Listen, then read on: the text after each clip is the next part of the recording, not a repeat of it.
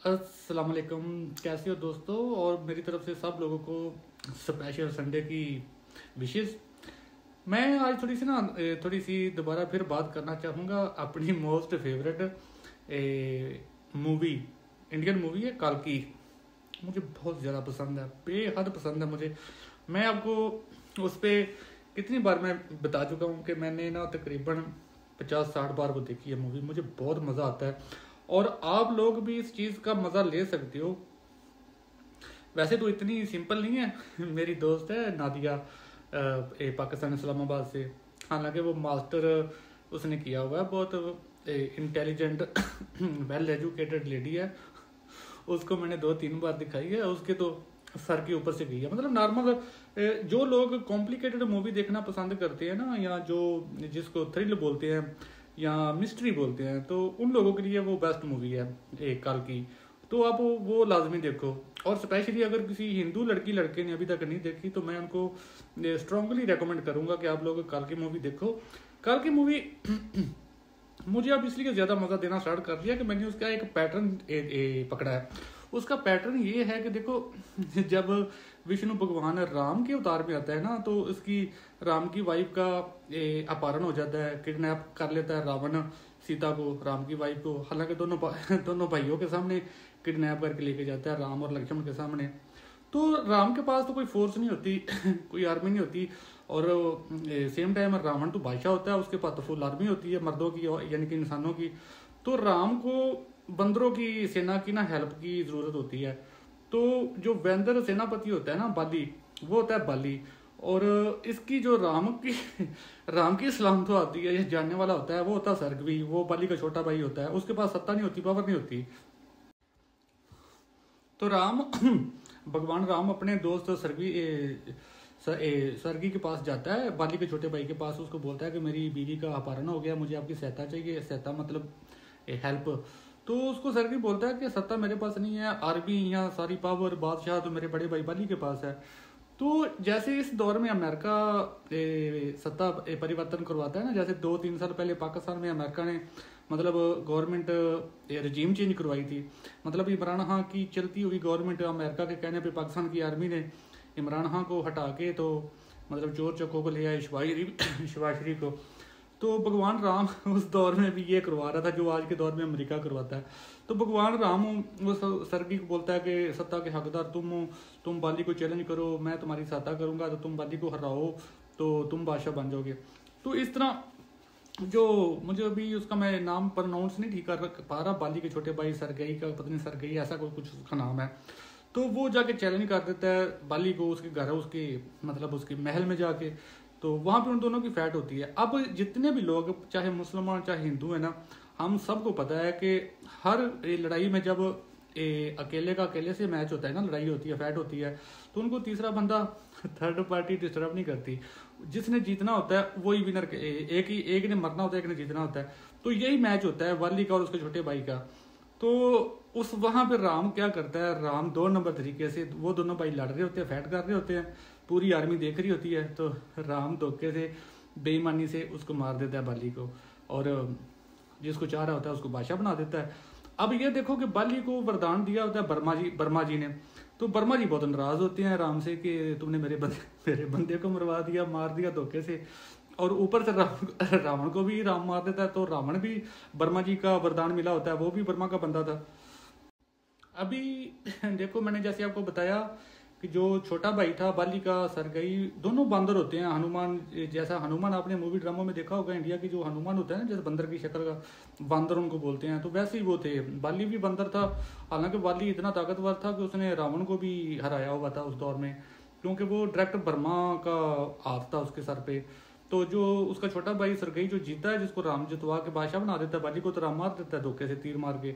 तो वो बंदा जो था ना, इंद्रजीत का था। तो इंद्रजीत आसमानों में बैठा बड़ा खुश होता है, और वर्मा जी आसमानों में बैठे राम पे बड़े गुस्सा करते हैं कि तूने मेरे बंदे को मरवा दिया 2 नंबरी से। अभी हम छोड़ दो, अभी हम रामायण को छोड़ते, अभी हम आ जाते हैं महाभारत में। रामायण में विष्णु भगवान राम के अवतार में था, और महाभारत के दौर में या महाभारत के युद्ध में, जंग में, जो विष्णु भगवान है वो कृष्णा के रूप में है।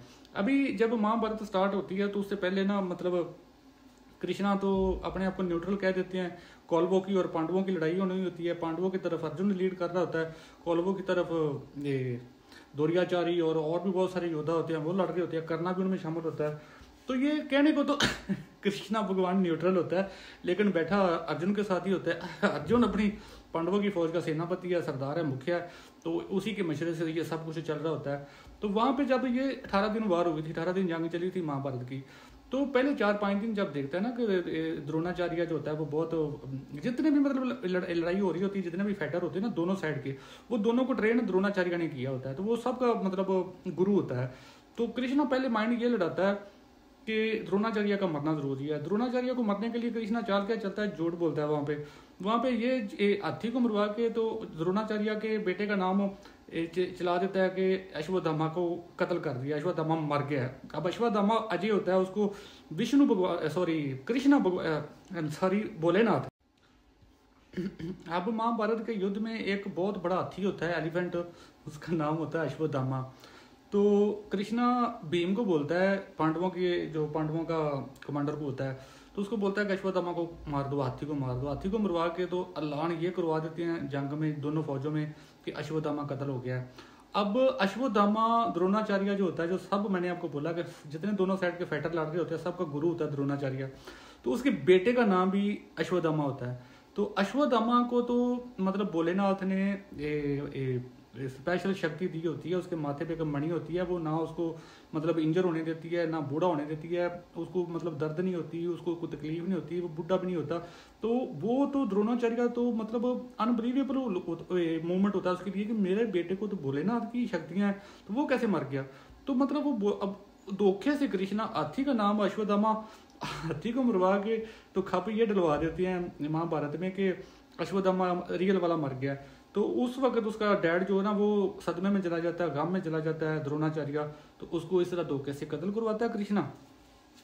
उसके बाद देखो अभी जो मेन पॉइंट है, जो अभी अब मैंने आपको पहले रामायण का बताया ना, राम में जब ऐसे राम था विष्णु भगवान, तो उसने बाली को मार दिया था धोखे से, तो बाली ब्रह्मा का आदमी था। अभी देखो अभी ब्रह्मा को खुश करने के लिए कृष्णा साहब क्या करते हैं, कृष्णा भगवान वो ये करते हैं कि अभी जो अर्जुन है जो इसके साथ है, अर्जुन ब्रह्मा का आदमी है, अर्जुन के पास जो वेपन है गांडी बोलते हैं जिससे तीर कमान हम उर्दू में बोलते हैं, वो ब्रह्मा का होता है, और ब्रह्मा ने वरदान दिया होता है अर्जुन को। और कर्णा जो होता है वो इंदिरा का बंदा होता है। तो एक कर्णा हालांकि अर्जुन से ज्यादा ताकतवर है, ये हमें पता चलता है कल की मूवी देखने के बाद। तो कल की तब कृष्णा क्या करता है, मतलब कर्णा को धोखे से अर्जुन से मरवा देता है। तो मतलब कर्णा इंदिरा का बंदा होता है और अर्जुन ब्रह्मा का, तो ब्रह्मा खुश हो जाता है कि बदला पूरा कर। जैसे कि मैंने बताया कि कृष्णा ने कर्णा को मरवा दिया धोखे से।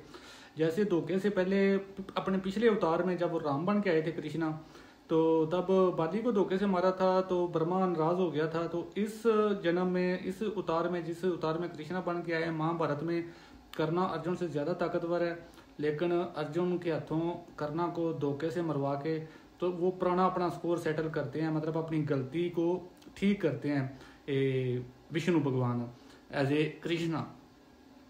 मैं आपको क्यों बता रहा हूँ कि कर्णा क्यों ताकतवर होता है अर्जुन से, ये आपको काल की मूवी देख के पता चलेगा। क्योंकि अगर आप काल की मूवी देखोगे ना, तो इसमें हालांकि उसी महाभारत में जब सब महाभारत के लोग, महाभारत खत्म हो जाती है, सिर्फ अश्वत्थामा बचता है पांडवों के मुकाबले में, तो अश्वत्थामा को ये शराब देते हैं, कृष्णा भगवान मारते नहीं, उसको शराब देते हैं कि तू क़यामत तक जिंदा रहेगा, और उसकी मणि छीन लेते हैं जो उसको जवान रखती है या जिससे उसको दर्द नहीं होता, तो वो दर्द पेड़ा में वो कहते हैं कि तू जिंदा रहेगा, और मैं अगले जन्म में, जब अगले जन्म में मैं एक और कालकी का अवतार लेके आऊंगा, तो उसको सब कुछ बता देते हैं।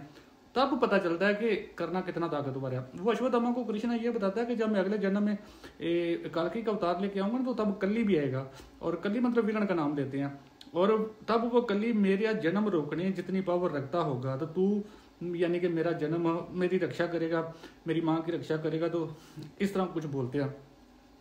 तो अभी देखो अगर आप काल की मूवी देखोगे ना, तो इसमें अभी जो कालकी भगवान है, उसकी मामा तो भी प्रेग्नेंट हो गई है, वो तो भी मामा के पेट में है, लेकिन कल्ली आ चुका है या स्किन की शक्ल में। और जो अर्जुन का वो गांडव था वेपन जो ब्रह्मा का था, वो तो आ चुका है कल्ली के पास।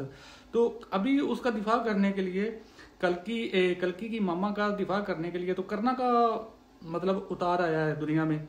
तो इसका मतलब है ना, इसका मतलब समझो, जैसे कि मैं आपको बता रहा था कि अभी कृष्ण भगवान की यानी कि कल की जो उसका लास्ट फाइनल ये उतार है 10वां, उसकी अभी मामा प्रेग्नेंट हुई है। पूरी कल की मूवी देखोगे तो सिर्फ अभी वो प्रेग्नेंट हुई है और कल ही आ चुका है यस्कीन की शक्ल में। और जो अर्जुन का गांडव था, जो मतलब अजय धनुष उसको बोलते हैं, जिसकी मतलब अजय बोलता है अर्जुन उसको, मतलब इसको कुछ किस नहीं दे सकता, वो जो उसका वेपन है अर्जुन वाला, वो तो आ चुका है कल्ली के पास, यस्कीन के पास। तो इधर इधर ये हीरो वाली साइड पे मतलब कल्कि की मामा को बचाने के लिए या उनकी हेल्प करने के लिए, बेबी बोर्न के लिए तो आई है, रूह आत्मा आई है उसकी करना की। तो यहाँ पे आपको पता, ये तो इस चीज़ का तो आइडिया हो गया है ना कि कल्कि भगवान के पैदा होने से पहले पहले एक बार करना का और कल्ली का यस्कीन का तो आमना सामना होना है, इनकी फैट होनी है। तो जब उसके पास गांडीव है अर्जुन का कल्ली के पास, और वो विलन है, तो मुकाबले में हीरो है करना जो उससे पहली फाइट करेगा। मतलब फाइनल तो उसको कल्कि मारेगा कल्ली को, लेकिन एक बार तो उसका करना के साथ सामना होना है ना। अगर आप कल्कि मूवी देखोगे आपको समझ आ जाएगी।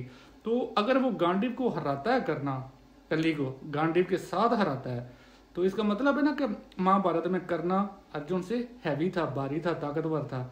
मतलब कृष्णा ने करना को धोखे से मरवाया था अर्जुन के हाथों, वरना अगर न्यूट्रल फैट होती तो करना सूर्या देव का बेटा था और मतलब इतना मामूली वो आदमी नहीं था जिससे अर्जुन ऐसे मतलब चिंगम की तरह चबा के मार देता।